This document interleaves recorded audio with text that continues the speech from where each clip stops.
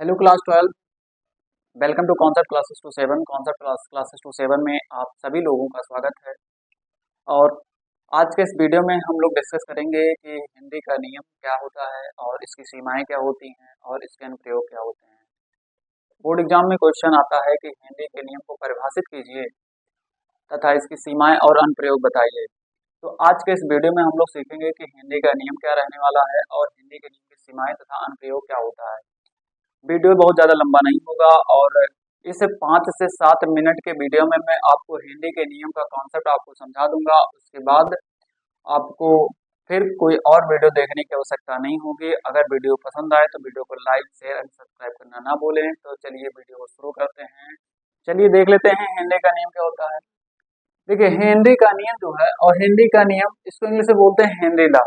हिंदी के नियम के अनुसार क्या होता है कि स्थिर ताप पर किसी गैस की द्रव में विलेयता गैस के दाब के समानुपाती होता है। यहाँ मैं लिख भी दिया हूँ ताकि वीडियो ज्यादा लंबा ना हो। स्थिर ताप पर या इस नियम के अनुसार स्थिर ताप पर किसी गैस की द्रव में विलेयता गैस के दाब के समानुपाती होता है। इसको मैं सूत्र के फॉर्म में लिखूंगा तो कैसे लिखूंगा? स्मॉल एम समानुपाती पी। अगर समानुपाती का चिन्ह हटा दें तो एक नियतांक आएगा या एक स्थिरांक आएगा जिसको हम बोलेंगे हेनरी स्थिरांक। तो हम मैं क्या लिख सकता हूँ कि small m is equal to K H into P. ये फार्मूला है हेनरी के नियम का। हेनरी के नियम का ये फार्मूला है और इस फार्मूले को हम लोग बॉक्स में बंद कर देंगे और फिर उसके बाद देखेंगे कि इसमें स्मॉल एम क्या है, के एच क्या है, पी क्या है। तो यहाँ से लिखेंगे जहां जहां जहां स्मॉल एम के एच और पी। स्मॉल एम क्या है, के एच क्या है, पी क्या है। तो स्मॉल एम क्या है, घुली हुई गैस की मात्रा है। स्मॉल एम क्या है, घुली हुई गैस की मात्रा है, घुली हुई गैस की मात्रा है, घुली हुई गैस की मात्रा है। के एच क्या है, हेनरी नियतांक है। के एच क्या है, हेनरी नियतांक है। उसके बाद पी क्या है, पी जो है, पी क्या है, गैस का दाब है। इसी को बोलते हैं हेनरी का नियम, इसी को बोलते हैं हेनरी का नियम। अगर कॉन्सेप्ट समझ में आया है तो अब इसके बाद आगे बढ़ते हैं। फिर से एक बार मैं समझा देता हूँ कि इस नियम के अनुसार स्थिर ताप पर किसी गैस की द्रव में विलेयता गैस के दाब के समानुपाती होती है, अर्थात स्मॉल एम समानुपाती पी।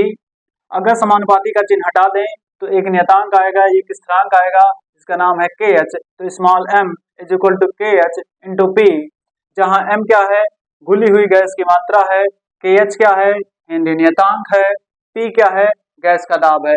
इसी को बोलते हैं हेनरी का नियम। अगर ये छोटा सा कॉन्सेप्ट समझ में आ गया है तो आगे हम सकते हैं कि हेनरी के नियम की सीमाएं क्या है। अब हम देखेंगे कि हेनरी के नियम की सीमाएं क्या है, यानी कि लिमिटेशन ऑफ हेनरी लॉ। और उसके बाद फिर पढ़ेंगे हम लोग हेनरी के नियम का अनुप्रयोग क्या है, मतलब एप्लीकेशन ऑफ हेनरी लॉ। तो पहले सीमाएं समझते हैं कि सीमाएं क्या है हेनरी के नियम का, और फिर उसके बाद समझेंगे अनुप्रयोग क्या है। तो देखिए सबसे पहले हेनरी के नियम की सीमाएं या limitation of Henry law. Henry के नियम की सीमाएं निम्नलिखित है। नंबर 1, हेनरी का नियम जो है केवल तन विलयनों पर लागू होता है। हेनरी का नियम किस पर लागू होता है? हेनरी का नियम केवल और केवल तन विलयनों पर लागू होता है। तो तन विलयनों का मतलब क्या होता है? तन विलयनों का मतलब होता है कि विलायक में विलय पदार्थ की बहुत कम मात्रा अगर घुली हो तो उस विलयन को हम लोग क्या बोलेंगे? तन विलयन बोलते हैं। तो यह नियम जो है, मतलब हेनरी का नियम जो है केवल किस पर लागू होगा? तन विलयनों पर लागू होता है। दूसरी चीज, यह नियम निम्न दाब, कम दाब पर या उच्च ताप पर कार्य करता है। मतलब यह जो नियम होगा निम्न दाब और उच्च ताप पर कार्य करेगा।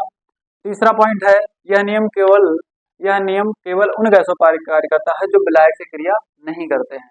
यह नियम केवल उन्हीं गैसों पर कार्य करेगा जो विलायक से क्रिया नहीं करते हैं। अब हम लोग समझेंगे कि हेनरी के नियम का अनुप्रयोग क्या है। तो 3 पॉइंट आप तो लिख देंगे कि हेनरी के नियम की सीमाओं में, ज्यादा नहीं लिखना है आपको, 3 पॉइंट लिख देंगे बहुत है। और फालतू की चीजें नहीं लिखनी चाहिए क्योंकि एग्जाम में वही चीज लिखो, थोड़ा लिखो, छोटा लिखो, अच्छा लिखो, कॉन्सेप्ट क्लियर होना चाहिए बस, ताकि आपका कॉपी आपका एग्जामिनर देखे। और पॉइंट को छोटे छोटे पॉइंट में करके लिखेंगे तो एग्जामिनर को पढ़ने में आसानी होगा और आपको नंबर अच्छे तरीके से दे देगा और आगे बढ़ जाएगा। तो आगे पढ़ते हैं हम लोग हिंदी के नियम का अनुप्रयोग क्या है। हिंदी के नियम का अनुप्रयोग क्या है, मतलब हिंदी का नियम कहाँ कहाँ प्रयोग किया जाता है, कहाँ कहाँ इसका एप्लीकेशन होता है। तो शीतल पेय पदार्थों में जैसे कोल्ड ड्रिंक्स वगैरह होता है उसमें CO2 जो है हिंदी के नियम का ही प्रयोग किया जाता है। CO2 अगर उस कोल्ड ड्रिंक में घोला जाता है तो हाई प्रेशर उसमें अप्लाई किया जाता है और CO2 को उसमें डिजॉल्व किया जाता है। दूसरा पॉइंट क्या है, अधिक ऊंचाई पर ऑक्सीजन टैंकों में, जो लोग ऊंचाई पर चढ़े जाते हैं तो अपने टैंकों में क्या करते हैं, जो गैस खुली होती है उसे हिंदी के नियम का कॉन्सेप्ट वहां पे लगा होता है। तो लिखा है अधिक ऊंचाई पर ऑक्सीजन टैंकों में इसका प्रयोग किया जाता है। किसका प्रयोग, हिंदी के नियम का। उसके बाद समुद्री गोताखोरों द्वारा जो है वहां भी जो समुद्री गोताखोर अपने साथ लेकर के सिलेंडर जाते हैं और वहां पर जो है उस सिलेंडर में जो गैसें घुली होती हैं वो हिंदी के नियम के का कॉन्सेप्ट ही लगा होता है। तो ये हो गया 3 पॉइंट जो है हिंदी के नियम का अनुप्रयोग। ये 3 पॉइंट आप अनुप्रयोग में लिख देंगे और ये 3 पॉइंट आप सीमाओं में लिख देंगे और उसके बाद हिंदी के नियम क्या होता है इसको लिख देंगे। पूरा कॉन्सेप्ट आपका हिंदी के नियम का क्लियर हो गया होगा। आई होप कि यह वीडियो आपको पसंद आया होगा। अगर वीडियो पसंद आया है तो उन सभी बच्चों के पास शेयर कर दें जो यूपी बोर्ड 2026 का एग्जाम देने वाले हैं, ताकि उनका भी कॉन्सेप्ट 100% क्लियर हो जाए।